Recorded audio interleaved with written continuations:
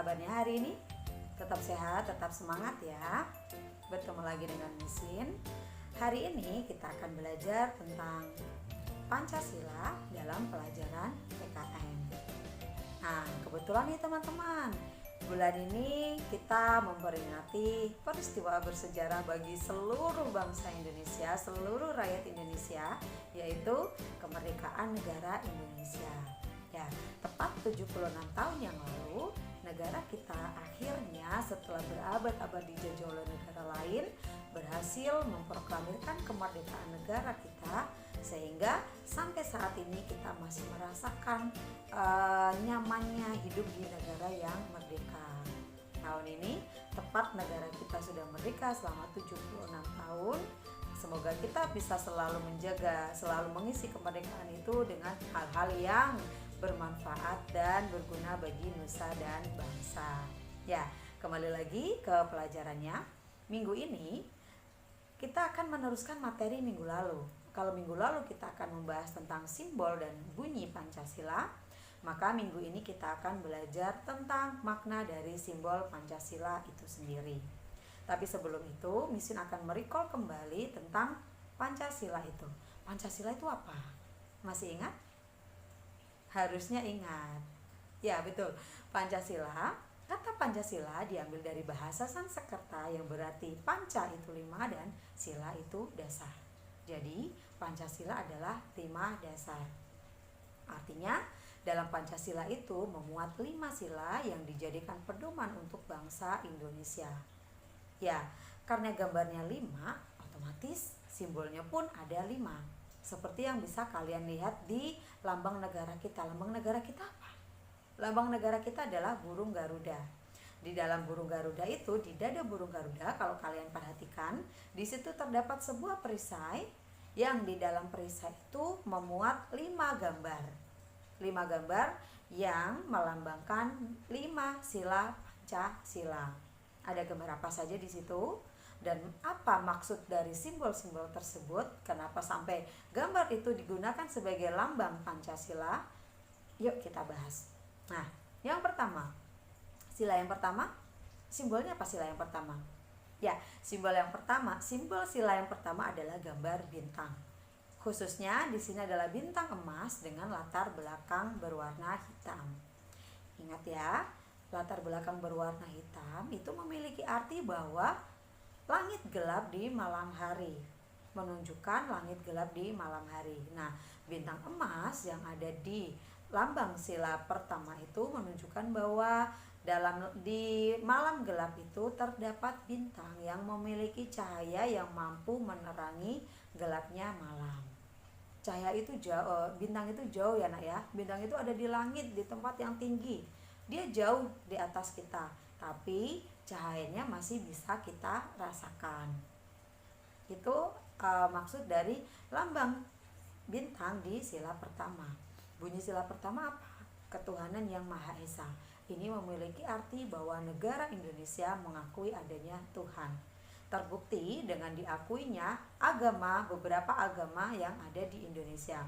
Kita tahu ya nak ya, agama yang ada di Indonesia itu bukan hanya Islam, tapi masih ada Kristen, Hindu, Buddha, dan lain-lain. Ajaran agama itu menuntun kita, memberikan tuntunan kepada kita, seperti halnya bintang yang memberikan cahayanya kepada langit malam sehingga lebih terang. Begitu juga dengan agama. Jadi, dengan sila yang pertama itu ketuhanan yang Maha Esa menunjukkan bahwa negara Indonesia adalah negara yang bertuhan, negara yang mengakui adanya agama yang bernaung di bawahnya. Oke, baik. Sekarang kita lanjut ke sila yang kedua. Sila yang kedua simbolnya apa? Ya, sila yang kedua simbolnya adalah rantai. Nah, kalian bisa lihat nak, rantai di lambang sila yang kedua. Yang namanya rantai itu pasti melingkar. Betul? Ya, yang namanya rantai itu pasti melingkar. Nah, lingkaran itu, rantai yang melingkar itu menunjukkan bahwa dalam kehidupannya, dalam kehidupan sehari-hari manusia itu saling membutuhkan, saling memerlukan satu sama lain sehingga harus bersatu. Itu nak. Jadi itu maknanya rantai itu melingkar, menunjukkan bahwa kita ini makhluk sosial loh. Manusia itu makhluk sosial yang saling membutuhkan, yang membutuhkan orang lain, sehingga kita harus bersatu dengan yang lain. Nah, dalam mata rantai itu sendiri ada dua bentuk. Ada bentuk kotak dan bentuk bulat. Bentuk kotak dalam mata rantai menunjukkan laki-laki dan bentuk bulat dalam mata rantai tersebut menunjukkan perempuan. Artinya, warga negara Indonesia itu terdiri dari laki-laki dan perempuan. Sila yang kedua yang berbunyi kemanusiaan yang adil dan beradab mengindikasikan atau menunjukkan bahwa kedudukan manusia, kedudukan setiap orang itu sama dan harus diperlakukan secara adil. Jadi kita ini derajatnya sama ya Kak ya, antara satu dengan yang lainnya kita ini sama, jadi kita berhak untuk diperlakukan dengan adil. Itu tadi maksud dari lambang atau simbol sila yang kedua, yaitu rantai. Sekarang kita masuk ke sila yang ketiga. Simbol sila yang ketiga apa? Betul, pohon beringin. Nah, sekarang mesti tanya, kenapa sih pohon beringin? Padahal kita tahu kan di Indonesia itu tidak kurang pohon, banyak sekali pohon yang ada di Indonesia. Flora Indonesia itu sangat kaya. Kalau hanya sekedar mencari satu pohon yang digunakan sebagai lambang, ya mudah. Masalahnya adalah tidak semua pohon bisa mewakili maksud, bisa mewakili cita-cita dari negara Indonesia itu sendiri. Nah, pohon beringin ini dipilih sebagai simbol sila yang ketiga karena pohon beringin itu memiliki beberapa keistimewaan. Yang pertama, pohon beringin itu daunnya rimbun. Kalian lihat kan, pohonnya besar, daunnya rimbun. Nah, artinya pohon beringin itu, di bawah pohon beringin, orang itu bisa berteduh dengan nyaman. Ketika hujan, dia tidak kehujanan karena daunnya rimbun, besar dan rimbun. Begitu juga Indonesia. Bermaksud memiliki maksud bahwa di negara Indonesia itu rakyatnya bisa bernaung di bawah naungan negara Republik Indonesia. Itu alasan yang kedua atau keistimewaan pohon beringin yang kedua adalah memiliki akar gantung. Akarnya banyak yang gantung ya. Akar gantung yang ada di pohon beringin itu menunjukkan bahwa Indonesia itu sangat beraneka ragam. Dari masyarakatnya, dari budayanya, dari sukunya, dari pulaunya, terlalu beragam, terlalu banyak. Tapi semua itu satu kesatuan, yaitu Indonesia. Seperti halnya akar gantung yang ada di pohon beringin, mau seberapa banyak pun, dia tetap ada di satu pohon, tidak lepas ke pohon yang lain. Itu. Nah, keistimewaan yang ketiga, pohon beringin itu memiliki akar yang kuat. Akar yang kuat menancap ke dalam tanah sehingga membuat pohon beringin itu dapat berdiri kokoh. Meskipun pohonnya besar, tapi dia tidak mudah tumbang. Dia berdiri kokoh karena memiliki akar yang kuat. Maksudnya, dengan menggunakan simbol pohon beringin itu bertujuan membentuk negara Indonesia. Negara Indonesia itu negara yang kuat. Jadi, diharapkan seluruh rakyat Indonesia bisa bernaung dengan aman dan nyaman di bawah naungan negara Indonesia. Nah, bunyi sila ketiga apa? Persatuan Indonesia. Nah, dengan tidak adanya permusuhan, dengan bersatu, tidak ada permusuhan dan perselisihan, membuat kita semua menjadi hidup rukun sehingga bisa membuat negara kita menjadi negara yang kuat. Itu loh maksudnya kenapa pohon beringin itu dijadikan sebagai simbol sila ketiga. Sampai di sini paham? Oke, kalau paham bisa lanjut ya. Nah, masuk ke sila yang keempat. Keempat simbolnya apa ya sila yang keempat? Apa ayo? Tahu? Ya, sila yang keempat simbolnya adalah kepala banteng. Sering Misin bilang, kok kepala banteng? Kenapa tidak kepala kerbau atau kepala sapi? Kan sama-sama besar. Betul tidak? Banteng itu besarnya hampir sama dengan kerbau. Jadi tidak ada salahnya dong kalau misalkan Indonesia itu mengambil lambang kepala kerbau saja. Nah, kenapa tidak kepala kerbau? Karena yaitu tadi seperti yang Misin jelaskan sebelumnya, bukan tanpa alasan kenapa hewan banteng yang dijadikan sebagai simbol sila keempat. Ya, karena sila keempat itu berisi tentang sila keempat bunyinya apa, Kak? Coba Misin tanya. Sila keempat bunyinya ya, kerakyatan yang dipimpin oleh hikmat kebijaksanaan dalam permusyawaratan perwakilan. Di sini ada kata kunci permusyawaratan. Nah, banteng diambil untuk simbol sila keempat itu adalah karena banteng itu adalah merupakan hewan sosial, hewan yang senang berkumpul, hewan yang gemar berkumpul dengan sesamanya untuk bersama-sama mencari makan. Bedanya, kalau banteng berkumpul untuk mencari makan, Indonesia, rakyat Indonesia berkumpul untuk bermusyawarah.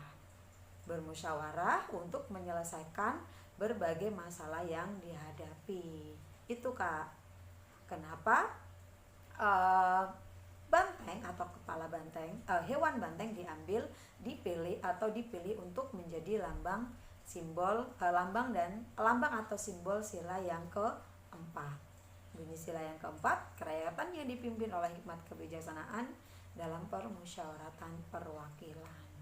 Oke, sila yang terakhir sekarang. Tuh, sebentar lagi selesai ya videonya. Sudah nunggu selesai ya? Sabar. Oke, sila yang kelima yaitu apa ya? Simbol sila yang kelima. Ya, betul, padi dan kapas. Lagi-lagi Misin bilang, padi dan kapas itu juga bukan asal pilih. Di Indonesia, kembali lagi banyak sekali tanaman yang kalau misalkan dipilih asal pilih untuk digunakan sebagai simbol itu bisa. Tapi kenapa padi dan kapas yang diambil adalah karena seperti kita tahu padi itu adalah padi itu apa ya? Ya, asal dari beras itu padi, ya kan? Sedangkan beras ketika dimasak menjadi nasi. Kita tahu bahwa nasi itu adalah makanan pokok sebagian besar penduduk Indonesia.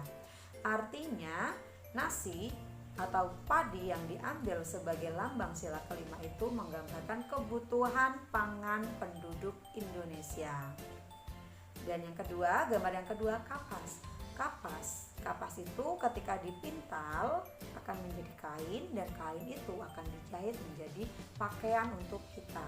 Dalam hal ini ada dua kebutuhan pokok yang tergambar dalam simbol itu. Yang pertama, padi yaitu kebutuhan pangan, yang kedua kapas yaitu kebutuhan papan. Pangan dan papan itu merupakan kebutuhan pokok. Nah, artinya di sini diharapkan dengan menggunakan simbol padi dan kapas itu, Indonesia yang bunyi sila kelimanya adalah keadilan sosial bagi seluruh rakyat Indonesia bisa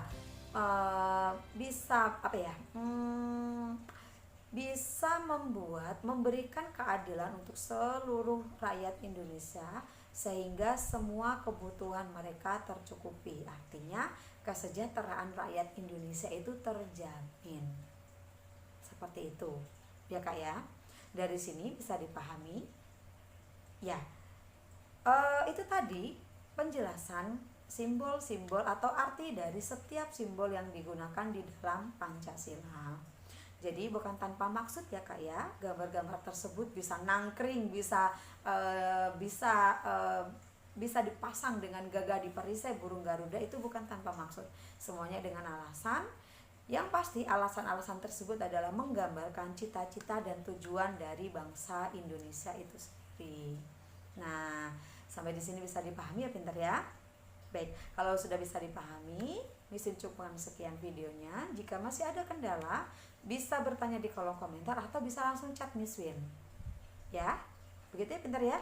Selamat belajar. Semoga tetap sehat, tetap semangat. Kita selalu berdoa pandemi ini segera berlalu sehingga kita bisa belajar langsung di sekolah, bertemu dengan teman, bercengkerama dengan guru, bersosialisasi dengan guru, dengan teman dan yang lainnya. Tidak hanya sebatas menatap layar setiap hari. Seperti itu ya, Nak ya. Terima kasih atas waktunya, Ibnu Batuta. Assalamualaikum warahmatullahi wabarakatuh.